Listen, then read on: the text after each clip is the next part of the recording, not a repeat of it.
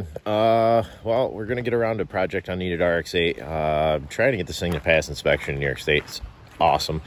Got a few issues in the knock sensor. SSV valve solenoid. I'm getting short codes. Also getting a short code for the traction control switch, which is throwing ABS on. Other than that, the master cylinder for the clutch I'm going to change. I got a brand new one.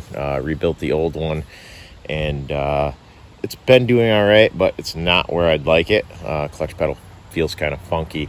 So yeah, that's what's going on with this thing. Might possibly put the BC coils in and stuff. So we're gonna start with the knock sensor, SSV valve solenoid.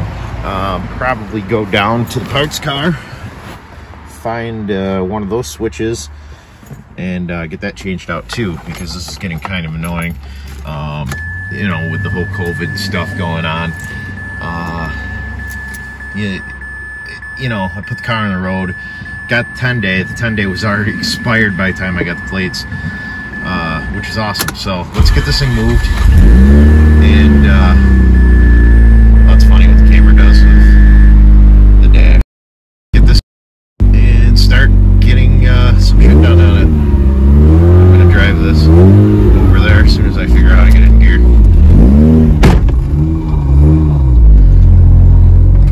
But you know, it's always something.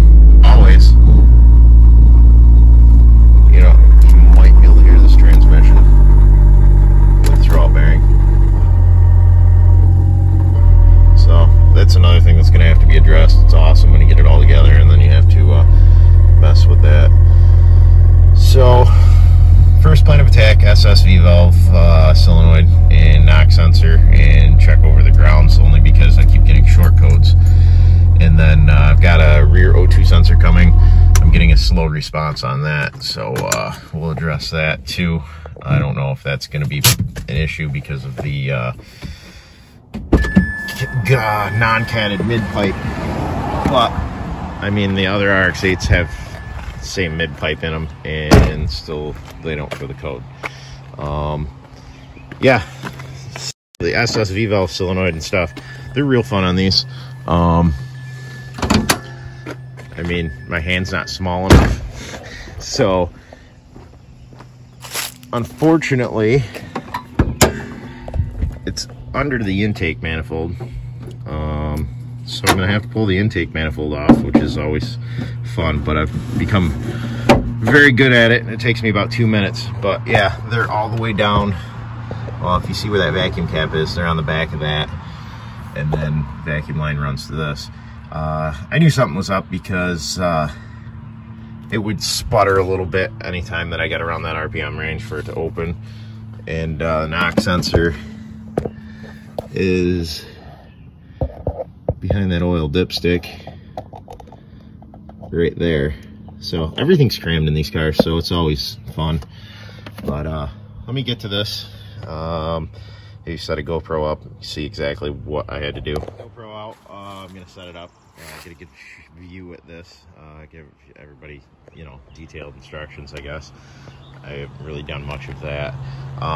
Really all you need for tools is simple, like normally a 10mm for the intake manifold, but I got beauty bolts that I put on it. So normally these would all be 10mm. They're gonna be Allen keys in my case.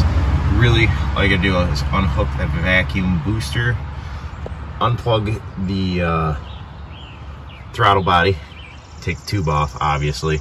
Normally your car would have evap set up here. It's removed on mine, so you would have to unhook that. You unbolt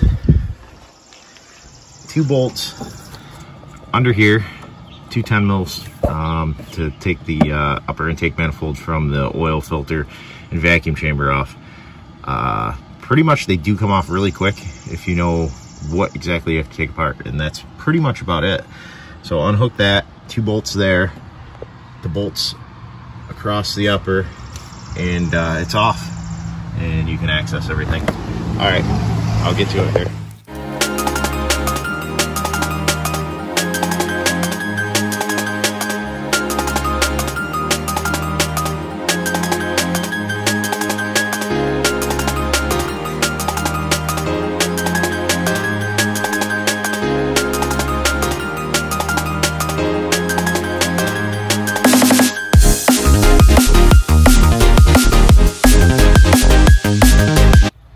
and just like that, it's off. So I have to get the second solenoid.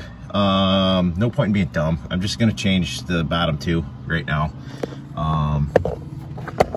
The knock sensor, I cannot get a good shot at it, but it's on that housing. I'll get that off quick. All right, there they are, all three of them. This is for the top one is blue plug. It is for the air pump. Second one is the white plug. It is for the SSV valve. And the third one is the intake runner up top, that one. That usually never has a problem. So there's our grounds we're gonna address. The knock sensor, I put it up there somewhere. It's out. Perfect time to change my oil. Motor's broken now. So I'm gonna do that while we're at it too. Get that filter off. Yeah, fix these grounds just to double check them. Double check the wiring on the knock sensor. I'm gonna do that. New point. All right, the oil filter, I changed it. These are the grounds that you have to check if you're having issues. It's right there and right there.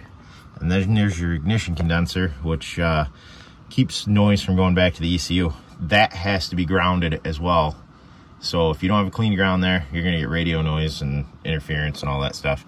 So I'm gonna dielectric grease these connections and then slam this thing back together.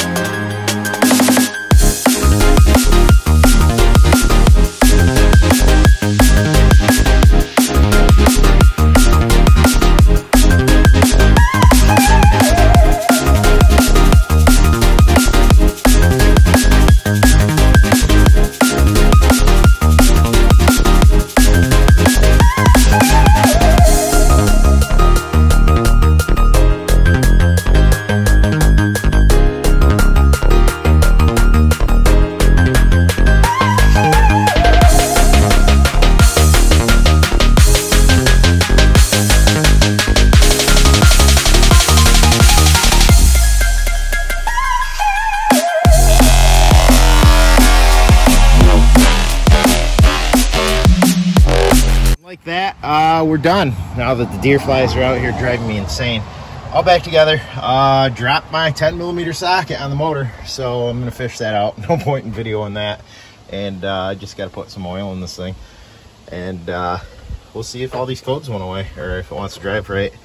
I'll probably make the BC coils a separate video, because this one's probably over like 8 minutes now. So that's that. That's your SSV solenoids, knock sensor.